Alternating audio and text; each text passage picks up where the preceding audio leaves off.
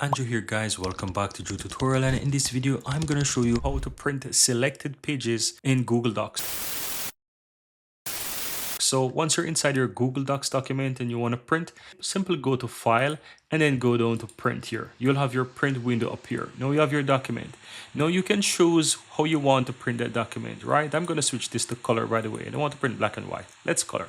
Now to print a selected page, as you can see, my document here has 3 pages. So if I want to print just page 2, or I want to print page 2 and 3, I'm going to show you how to do that. On the pages, switch this from all and go to custom. Right here, you can simply go ahead and press the number of pages that you want to print. So if I want to print just page 2, I can enter 2 and it's going to select page 2 and I can print. If I want to print page 2 and 3, just simply put 2-3 and it will print page 2 and 3. And if you look in the document, you will see that page 2 and 3 appear.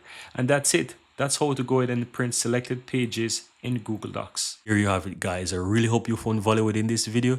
And if you do, don't forget to take a moment to give this video a like and hit that subscribe button so that you'll never miss out when I release future videos just like this one. Thank you guys for watching and see you next time.